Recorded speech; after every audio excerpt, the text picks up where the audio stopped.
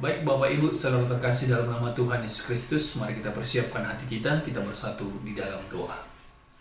Tuhan Allah Bapa kami sungguh bersyukur hari ini ketika Tuhan masih mengizinkan kami untuk memberitakan dan mendengar firman Tuhan. Bekerjalah kiranya Roh Kudus dalam hati dan pikiran kami, memampukan kami, memberikan hikmat pengertian, sehingga lewat firman yang akan kami tabur, berbuah di dalam kehidupan kami. Terima kasih Bapa di surga. Di dalam nama anak-Mu kami berdoa dan bersyukur. Amin. Baik Bapak Ibu, saudara terkasih dalam nama Tuhan Yesus Kristus, mari kita buka Alkitab kita. Firman Tuhan untuk menyapa kita pada hari ini diambil dari surat Paulus yang pertama kepada Timotius, pada pasalnya yang kedua, dimulai dari ayat yang pertama sampai dengan ayatnya yang ketujuh. Beginilah firman Tuhan mengenai doa jemaat. Pertama-tama aku menasihatkan, naikkanlah permohonan, doa syafaat, dan ucapan syukur untuk semua orang, untuk raja-raja, dan untuk semua pembesar, agar kita dapat hidup tenang dan tenteram dalam segala kesalehan dan kehormatan. Itulah yang baik dan yang berkenan kepada Allah, Juru Selamat kita, yang mengkehendaki supaya semua orang diselamatkan dan memperoleh pengetahuan akan kebenaran. Karena Allah itu Esa, dan Esa pula Dia yang menjadi pengantara antara Allah dan manusia, yaitu manusia Kristus Yesus, yang telah menyerahkan dirinya sebagai tebusan bagi semua manusia. Itu kesaksian pada waktu yang ditentukan. Untuk kesaksian itulah aku telah ditetapkan sebagai pemberita dan rasul. Yang kukatakan ini benar, aku tidak berdusta, dan sebagai pengajar orang-orang bukan Yahudi dalam iman dan kebenaran. Amin. Sampai di situ pembacaan firman Tuhan. Shalom bagi kita semua. Saudara terkasih dalam nama Tuhan Yesus Kristus, adapun yang menjadi topik kita hari ini adalah tanggung jawab orang Kristen dalam politik. Tentu mendengar kata politik mungkin terbersit dalam diri kita, politik itu adalah segala sesuatu yang kurang baik. Kita sering mengatakan bahwa politik itu adalah sesuatu hal yang kotor, atau kita sering mengatakan bahwa politik itu hanya sebatas taktik seseorang untuk mendapatkan apa yang dia inginkan. Tapi jangan lupa Bapak Ibu saudara terkasih, bahwa politik itu pada dasarnya adalah baik.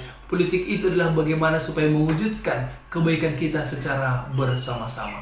Oleh sebab itu, sebagai warga gereja yang baik, warga negara yang baik, kita juga harus turut ambil bagian untuk mendukung setiap program-program yang ada di negara kita ini. Kita juga harus turut ambil bagian untuk menopang, mendukung mereka dalam pekerjaan mereka. Baik, kita lihat di dalam firman Tuhan kita hari ini, bagaimana Paulus menyampaikan kepada Timotius. Dia memiliki suatu harapan kepada Timotius ketika Timotius memiliki berbagai-bagai persoalan atas adanya pengajar-pengajar sesat. Maka selayaknya sebagai seseorang yang merasakan pergumulan teman sepelayanannya, maka Paulus mengirimkan suratnya yang pertama kepada Timotius, supaya Timotius tetap kuat, tetap memperlihatkan imannya, tetap tegar, bahkan di dalam bersikap juga dia bisa terus dengan ramah untuk memberitakan kebenaran firman Tuhan. Bapak Ibu, tentu hal ini yang menjadi dasar juga bagi kita. Sebagai sesama pelayan, kita harus saling mendukung, kita harus saling menopang, kita harus saling peduli terhadap sesama. Bukan sebaliknya, saudara terkasih. Justru kita sesama pelayan yang menghasut yang satu dengan yang lain. Bukan selayaknya itu yang kita harus tunjukkan bahwa kita ini sebagai utusan Tuhan. Saudara terkasih, ingatlah tugas dan tanggung jawabmu sebagai pelayan. Kita memberitakan apa yang diinginkan oleh Tuhan, yaitu supaya semua beroleh keselamatan oleh karena kita sudah dipilih menjadi para pelayan-pelayan Tuhan. Seperti Paulus mengatakan, aku sebagai rasul yang menyampaikan kebenaran firman Tuhan, yang menyaksikan bahwa Yesus sebagai pengantara yang sudah mempertaruhkan nyawanya untuk keselamatan kita semua. Tentu kesaksian yang demikian yang seharusnya kita beritakan, yang harus kita sampaikan. Bukan diri kita yang jadi kita fokuskan, bukan diri kita yang mau kita besarkan, tetapi Allah itu sendiri yang akan kita beritakan sebagai pedoman kekuatan di tengah-tengah kehidupan kita. Bapak Ibu, apa yang dipesankan Paulus kepada Timotius? Dia mengatakan, naikkanlah permohonan, doa syafaat, dan ucapan syukur. Adakah saat ini kita yang sedang memiliki pergumulan? Tentu ketika Timotius juga menghadapi pergumulan, maka Paulus mengingatkan menaikkan permohonan.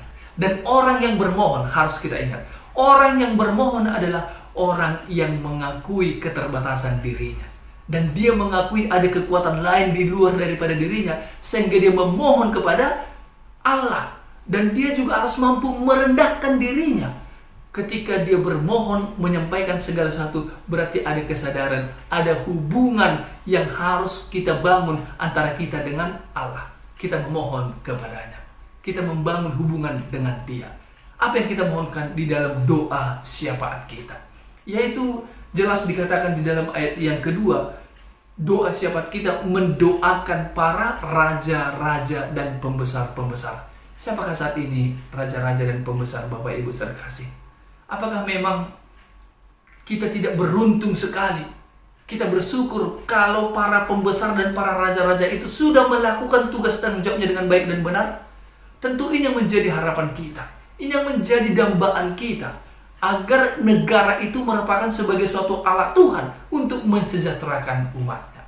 Maka mari kita ambil waktu sejenak mendoakan para pembesar-pembesar kita agar mereka melakukan tugas dan tanggung jawabnya dengan baik. Berkaitan dengan doa syafaat, Bapak Ibu saudara kasih, kita ingat ketika Musa berdoa syafaat kepada Allah. Dia berdoa bagaimana kiranya Allah mengampuni bangsa Israel atas segala keberdosaan mereka. Dengan kata lain, Musa pada saat itu mewakili daripada seluruh bangsa Israel datang menghadap Tuhan. Namun perlu kita ingat, ternyata di dalam menghadap Tuhan, di dalam beribadah kepada Tuhan, tidak cukup lewat perkataan yang indah, tidak cukup lewat pakaian yang indah. Tetapi Paulus mengingatkan kepada Timotius, kalaulah sekiranya kita menghadap Tuhan, berdoa syafaat. Yang paling penting itu dijelaskan di dalam ayat yang ke-8 adalah kita mendedahkan tangan yang suci, tanpa marah dan tanpa perselisihan. Tentu hal ini yang kita inginkan ketika kita berdoa syafaat kepada Tuhan. Berarti harus terlebih dahulu kita mengoreksi diri kita, membenahi diri kita, tanpa ada perselisihan, tanpa ada rasa marah, bahkan dengan tangan yang suci. Ini yang utama yang harus kita lakukan untuk menaikkan doa-doa syafaat kita kepada Tuhan. Dan yang ketiga adanya ucapan syukur. Kita tahu orang yang bersyukur pasti orang yang sudah mampu melihat bahwa segala sesuatu yang terjadi ini adalah rancangan Tuhan untuk mendatangkan kebaikan bagiku. Dengan orang yang demikian pasti dia terus mampu bersyukur. Tapi ketika kita terus melihat segala sesuatu ini kurang, bahkan ini tidak pas, maka orang tersebut akan susah untuk bersyukur. Yakinilah bahwa segala sesuatu yang terjadi ini adalah sepengetahuan Tuhan Allah kita. Salah satu contoh Bapak Ibu terkasih, syafaat kita bersama saat ini adalah tentang corona. Apakah sekalipun corona ini tidak selesai, apakah iman kita akan berkurang? Apakah Tuhan akan merubah corona atau merubah dirimu? Ketika kita berdoa supaya corona ini lenyap, bukankah kita juga harus melenyapkan keegoisan, keangkuhan dalam diri kita? Mari kita terlebih dahulu mengoreksi diri kita, Bapak Ibu terkasih, di hadapan Tuhan Allah kita. Dan pada saat ini juga, apa yang paling utama sebenarnya adalah bagaimana supaya semua orang terselamatkan dan memperoleh pengetahuan akan kebenaran. Siapakah penyuara-penyuara kebenaran? Tentu kita sebagai saksi-saksi Kristus yang sudah menerima karya keselamatan yang sudah Tuhan berikan lewat kebangkitan Yesus Kristus. Perlu kita renungkan, Bapak Ibu terkasih. Orang yang menyuarakan kebenaran sering sekali dengan cara yang tidak benar. Terkadang kita ngotot supaya peraturan itu ditegakkan, tapi kita menghilangkan kasih. Terkadang kita mau mengedepankan soal sesuatu perubahan, tetapi kita menyakiti tanpa rasa hormat. Namun Paulus mengingatkan Timotius agar Timotius tetap hidup di dalam rasa syukur. Dia tetap mengedepankan Allah sebagai penopang di dalam pelayanannya. Oleh sebab itu, Paulus juga mampu menjadi rasul. Dan dia bukan menjadi orang pendusta. Sebab apa? Sebab yang diberitakannya adalah Allah itu sendiri, bukan dirinya. Ada beberapa hal yang harus kita lakukan. Yang pertama adalah mari kita luangkan waktu kita bersyafaat sejenak, mengingat orang-orang di sekeliling kita. Kita jangan hanya berdoa untuk diri kita sendiri. Kita juga harus memikirkan kepentingan bersama, yaitu kepentingan Allah di tengah-tengah dunia, yaitu berita keselamatan itu. Dan yang kedua, Bapak Ibu terkasih, sesama pelayan, mari kita saling mendukung, saling menopang satu dengan yang lain, dengan tujuan utama kita adalah memberitakan kebenaran firman Tuhan, menyuarakan kebenaran lewat kasih. Dan yang terakhir, ingatlah saudaraku, kesetiaan kita terhadap pemimpin adalah suatu hal yang rohani dalam rangka memperlihatkan hubungan kita dengan Allah. Dan gereja itu sendiri adalah merupakan refleksi firman Allah. Mari selamat berdoa syafaat, selamat saling peduli, saling mendukung di dalam kehidupan kita. Amin. Kita bersatu dalam doa. Allah Bapa kami yang bertahta dalam kerajaan surga, terima kasih Tuhan untuk segala firman yang boleh kami dengarkan pada saat ini.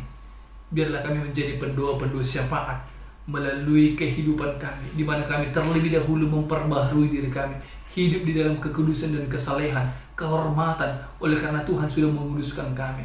Bapa di dalam surga, biarlah ya Tuhan, setiap pergumulan yang kami hadapi saat ini, kami sama-sama bergandengan tangan, kami sesama pelayan bisa saling mendukung di antara tugas dan tanggung jawab yang sudah Tuhan embankan kepada kami. Terima kasih Bapa di surga. Inilah doa dan permohonan kami. Kiranya damai sejahtera dan sukacita daripada Allah terus ada kami nikmati hingga pada saat ini. Di dalam nama anak-Mu Tuhan Yesus Kristus kami berdoa dan bersyukur. Amin.